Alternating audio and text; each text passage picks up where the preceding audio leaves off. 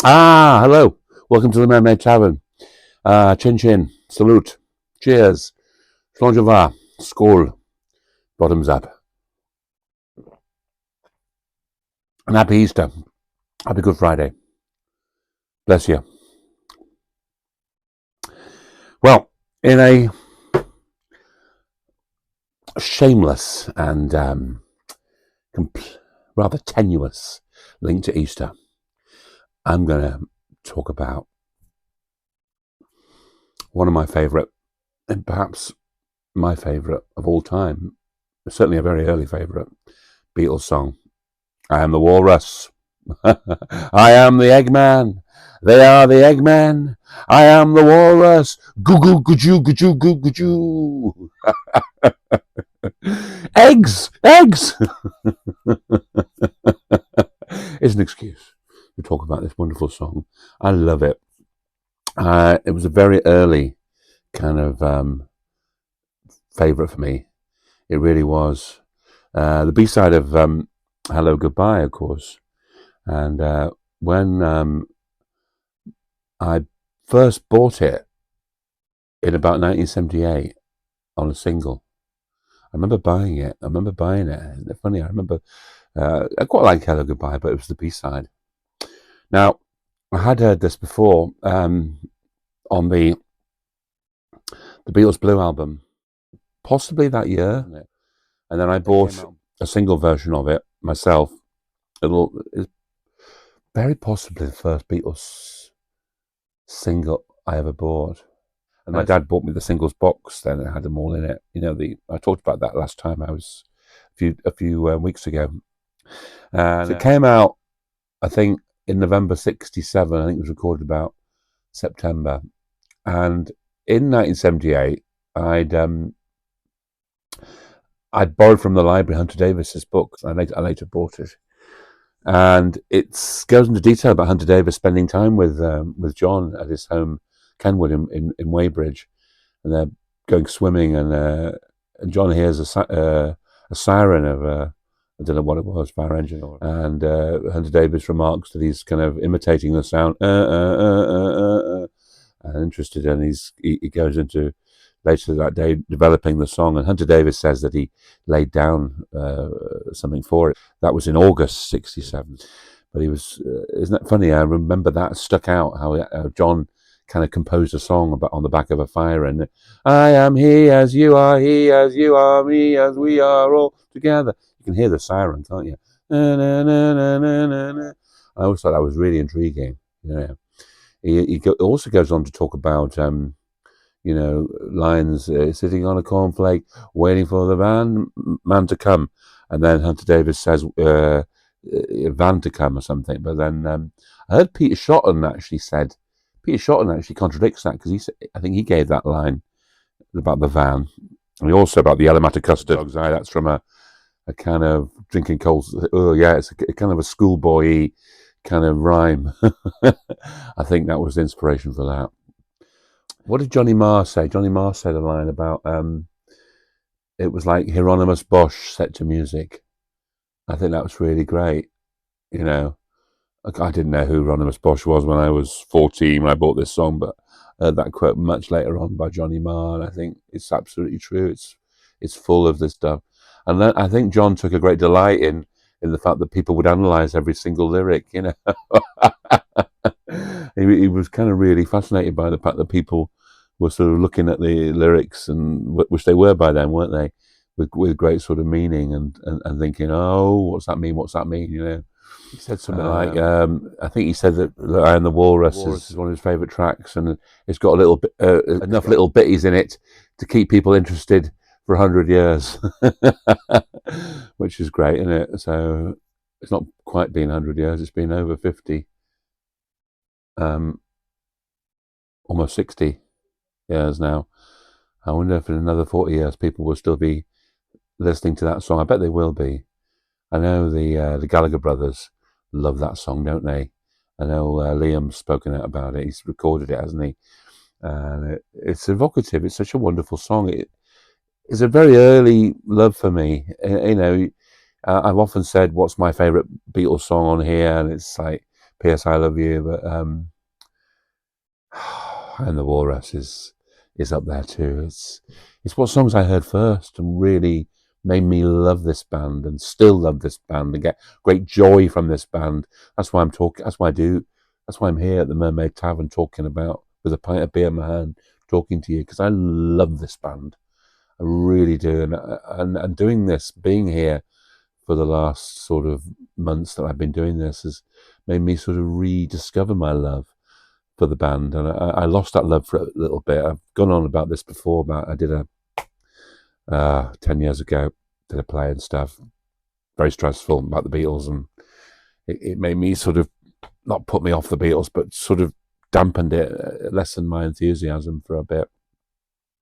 But yeah, it's like a dream, you know. It's like sort of Lewis Carroll sort of stuff in there, nonsense, isn't it? And the Walrus and the Carpenter, of course, which is that thing, that poem by Lewis Carroll, which I didn't even know it. I think John talking about an interview years and years and years and years ago about this time. I think maybe went out and discover it actually about the sort of the Walrus is the villain and the Carpenter's the good guy. You know? Should have said I am the Carpenter. Somebody suggested. I can't remember the name of the book now. Somebody suggested that John had a great love for Procol Harum's White Shade of Pale, and that this was kind of indirectly influenced by that.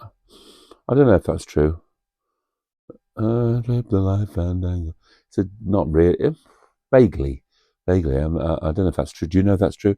Can't remember where I read that now, but you know, there was a lot of great music. 1967 is my favourite year for lots of great music that I subsequently discovered.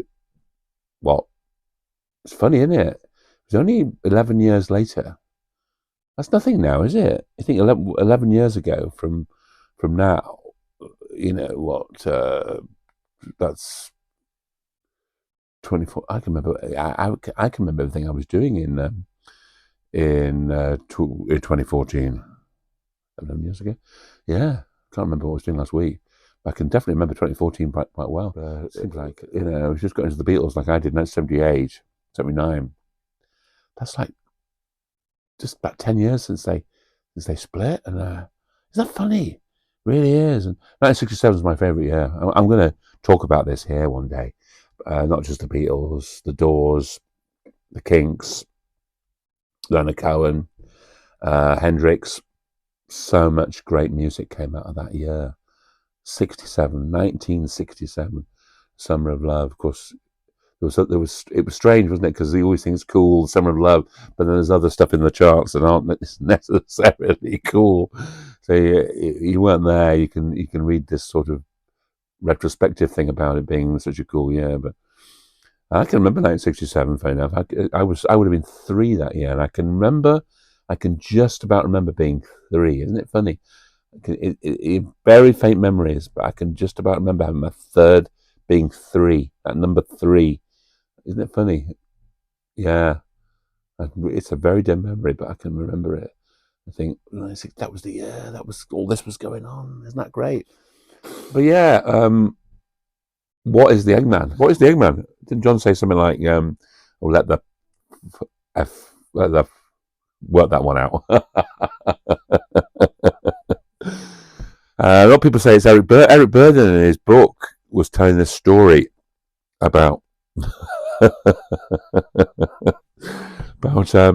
Jamaican girlfriend, and he was cooking eggs for breakfast, and this girlfriend of his he says he was cooking breakfast wearing like nothing or something, you know, like naked or whatever. And this woman sort of cracked an egg on him, on his, shall we say, nether regions. And to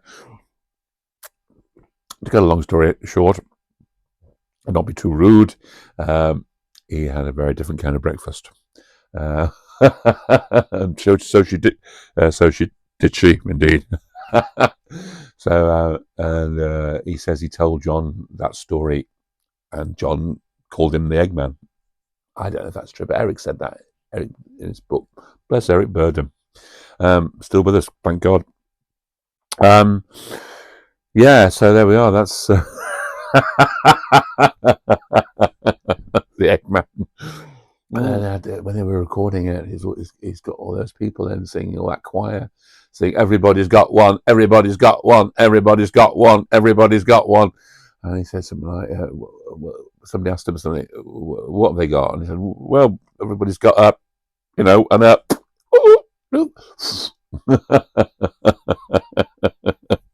And stick it up your jumper, stick it up your jumper, I remember Mark Lewison at a Beatles convention, and he was always great because he used to do Liverpool Beatles convention, which I went to pretty much every one in the 1980s. And I remember him doing a little presentation, like a what do they call it, with a sort of I can't remember, the white screen thing that illuminates up. What do they used to call that? And he put the words to, he found that it was him that identified the Shakespeare as being King Lear, untimely death, I did, sit you down, father, rest you. You can hear the radio feed. John feeds the radio into the mix. He identified all the precise words, and that was fascinating. I loved that. I love the way that Mark Lewison did all that. Bless Mark Lewison. Bless you, Mark. You're great. And it was just sort of feasting this song. Not being obsessive about all the meanings in it, because I think I knew it was nonsense. I knew that, but it appealed. It was lyrical. It was beautiful. It was creative. It was the best, And then I love King Lear as well. Funny enough, King Lear is one of my favourite Shakespeare plays, along with the drama. Always remember that. There's a great version that Granada TV did in the late 70s with Laurence Olivier and John Hurt and Robert Lindsay and David Threlfall, people like that. And Magical Mystery Tour is just wonderful, isn't it? The video for I Am the Walrus stands out. I just love it. I know they're miming it, but on that airfield, aren't they? What is it? West Malling Aerodrome, I think. I think it's in Cannon near Tunbridge Wells. I'd love to go there, actually. Have you been there? I actually really want to go there one day. Alan, we'll go there one day, shall we? My mate Alan in Scotland. Or Mark. We'll do it one day. Yeah. Particularly love the bit at the end where the coach is going past. The end of it, where they're going, everybody's got one. At the end, and the coach is going by, and all the Beatles dressed up as the walrus. Who was the walrus? And the cockerel. Didn't go a cockerel, and like a rabbit, George, and then what's Paul? It's like a dog.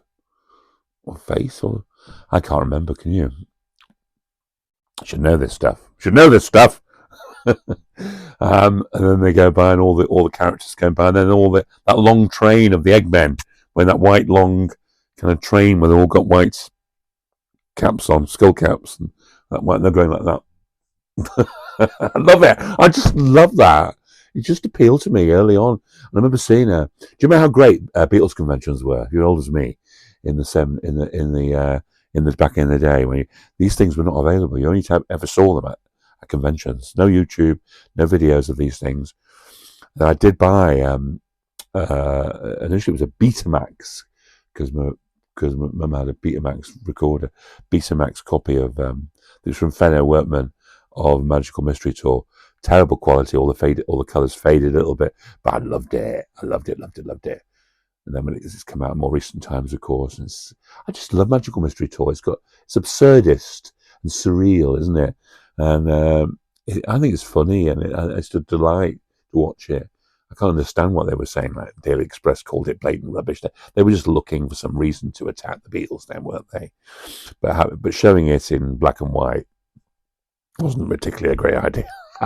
Even though I didn't, my parents didn't get it. We didn't get colour television. I remember that. When did you ever first have a colour television? I remember Mum wanted to get it for Princess Anne's wedding in 72, was it? 72? Princess Anne, anyway. Anyway, early 70s. But Victor Spinetti as the recruiting sergeant. Oh, I met Victor at a Beatles convention, that first one I went to in Sheffield, and he signed something for me. I've still got the signature. He was so lovely to talk to. Bless Victor Spinetti. I just love Magical Mystery Tour. I love all the songs in it, and it's fun. It's a delight, really.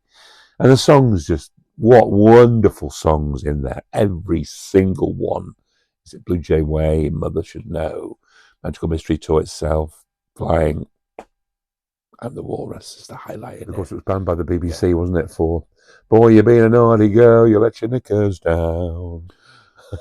Didn't Patty say that Semele the Pilchard is based on Sergeant Pilcher, that horrendous kind of drugs busting officer that was targeting everybody, wasn't he?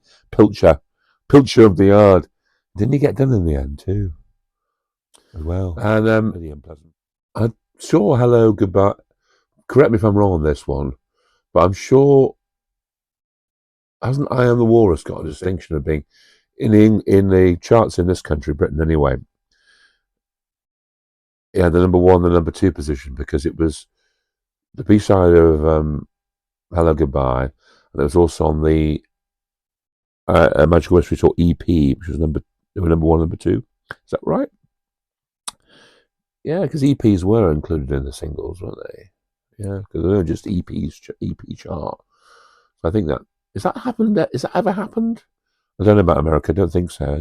But in Britain, I think it was number one, number two. So it was the only song. I'm sure it's probably happened since. The only song in two different formats to have been number one, number two, respectively. I Am the Walrus. Thank you for listening to me. Happy Easter. And I am the Eggman. I am the Eggman. I am the Cadbury's cream egg. I'm going to have one now. And bless you. We'll see you again. I sincerely hope so.